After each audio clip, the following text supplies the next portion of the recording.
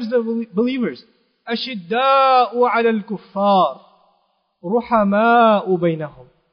They are unflinching, tough, severe when it comes to the kuffar, to the disbelievers, the enemies of Islam. And when it comes to each other, what does he say? They're merciful. In another place he says, أَذِلَّةٍ عَلَى الْمُؤْمِنِينَ. They are powerless when they present themselves before believers. They step on their own ego to present themselves before their believers. They're humble before them. But we have egos. We look at each other with ego-filled eyes. That's how we look at each other. We give each other dirty looks. There's no humility in even the way we look at each other. But there's supposed to be humility. And when you have that, shaitan is being defeated. Shaitan is being defeated. One last thing, inshallah ta'ala, that I wanted to share with you about this organizational structure, and another issue that we have within communities. There's the issue of permission. There's the issue of permission. Of course, when we work for something voluntarily, then, family comes up, work comes up, something personal came up, you don't want to talk about it. You weren't able to do what you were told to do. If you miss a meeting, are you supposed to call the leader, whoever it is, let them know? Yeah, you're supposed to let them know. And when you don't let them know, you know what it shows? It shows that you think this work is worthless. There are no consequences for not taking this seriously. You would never do that with your job. You know why? Because there are consequences when you don't take it seriously. But you figure this is Allah's work. It's voluntary. There's no oversight. But you see, the only time we will get the volunteer work right is when we understand that the oversight is from who? It's from Allah. When you lose sight of that, then this is just voluntary and it's no big deal. It only remains a big deal so long as we remain in touch with the word of Allah. One of the very important things in our meetings is powerful reminder. We need a reminder of why we are there. We need a reminder of why we're volunteering, why we're working in this organization, why we're helping out, why are we spending time, at the school or at the Masjid or at the MSA or whatever else. Why are we doing it? We need that reminder. We need it. Because when we don't get that reminder constantly, our intentions, our motives, our psyche, it changes. It starts deforming. So we need to be refreshed constantly. Now the thing I wanted to share with you is really beautiful. How much time do I have left, by the way? I have 5 minutes? Okay. There's this almost riddle in the Quran. In Surah At-Tawbah, Allah Azza wa Jal says, إِنَّمَا يَسْتَأْذِنُكَ الَّذِينَ لَا يُؤْمِنُونَ بِاللَّهِ وَالْيَوْمِ الْآخِرِ. Those who ask your permission don't believe in Allah and the last day. Listen again. Those who are asking your permission don't believe in Allah and the last day. Now again, we find Surah An-Nur. Allah Azza wa Jal says, إِنَّ الَّذِينَ يَسْتَأْذِنُونَكَ أُولَٰئِكَ الَّذِينَ يُؤْمِنُونَ بِاللَّهِ وَالْيَوْمِ الْآخِرِ. Those who ask your permission, they're the ones who believe in Allah and the last day. In Surah At-Tawbah, He said, those who are asking your permission, believe or don't believe? Don't believe. In Surah An-Nur, He said, those who ask your permission are the ones who believe. A riddle.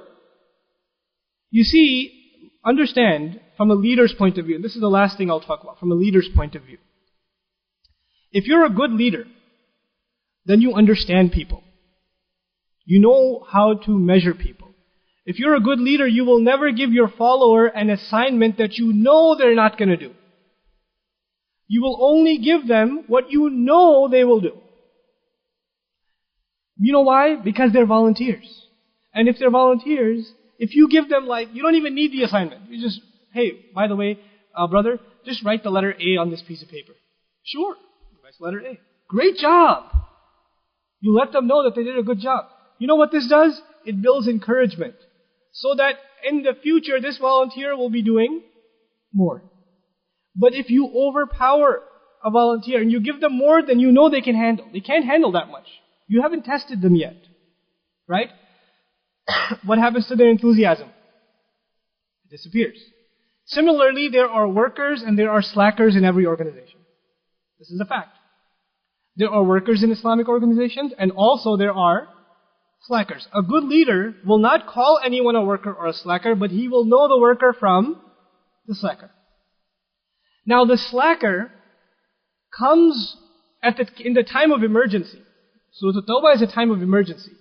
The slacker comes and says, I can't go to Tabuk.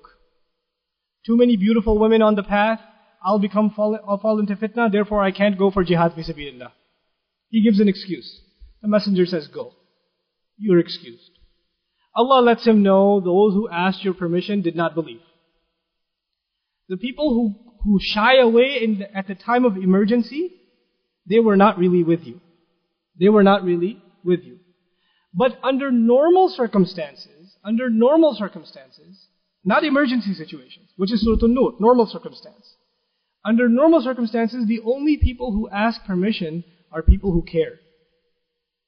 If you're a slacker, you'll skip the work and you won't even make any calls. You won't care.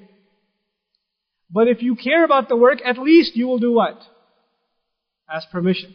So the two comparisons are one of a normal situation where we should ask permission, and an emergency situation where you shouldn't be asking permission, you should be doing the work because it's an emergency.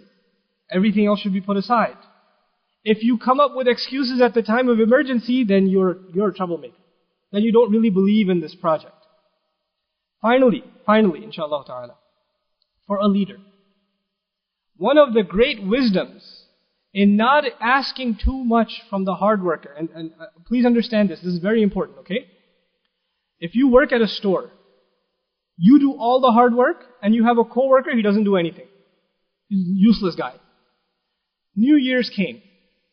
Is extra sales season, right? You have to do less work or more work at that time? You have to do more work. The boss comes, the slacker, he goes to the boss, he says, boss, can I have 4 days off? Boss says, go. Enjoy. You go and you say, man, I want to spend time with my family too. You go and say, can I have 4 days off? What does the boss say? No, you got to stay. Now you're thinking, man, the boss didn't give me, I do all this work and he didn't give me day off. And this slacker does nothing, and on top of that he gets to enjoy what? A vacation. But from the boss's point of view, this is entirely different. What's the boss thinking? The boss is thinking, this guy who I let go is probably better anyway, because he would have been more trouble than it's worth. But this guy who I'm not letting go is too valuable to me. So I have to, I know it's mean, but I need him. I need him. So oftentimes what will happen to you is, people will start asking more and more and more of you, and you'll start getting exhausted. But you know what that's an indication of? You've become more and more and more valuable. You're no longer a slacker. But my bit of advice to you, because it's a volunteer organization, especially for young people here, don't burn yourself out. Don't volunteer for 20 things. Volunteer for one thing. Volunteer for 2 things. There's no shortage of good things to do. But when you start becoming part of too many good things, you become a slacker in all of them. In other words, instead of helping these causes, what ends up happening is, you start hurting all these causes. Do little, but do it well. Do a little, but do it well. Be consistent with it. Be good at it. But don't have your hands in everything. I want to be the president of the MSA, and the emir of this group, and the secretary of this Masjid committee, and the in charge of that youth program, and this and that and the other. No. Slow it down. The world doesn't need you. Islam will go on. You do that little that you have to do, and do it well. And that's, you continue in that path, inshallah. These are just a few tips that I wanted to share, just observations that inshallah ta'ala can help benefit Muslim communities when it comes to just dealing with each other, number one. Also in keeping our intentions, our motives, our incentives refined. We have a few minutes for questions, inshallah ta'ala. If you have any, I'd love to take them. If I'm qualified to answer, I'll answer it. You had your hand up first. Oh, I wish I remembered. Hafiz Sahab, where's إِذَا قِيلَ لَكُمْ تَفَسَّحُوا فِي الْمَجَالِسِ فَافْسَحُوا? Mujadala, right? Yeah, Mujadala. 58, I believe. 58. Yeah.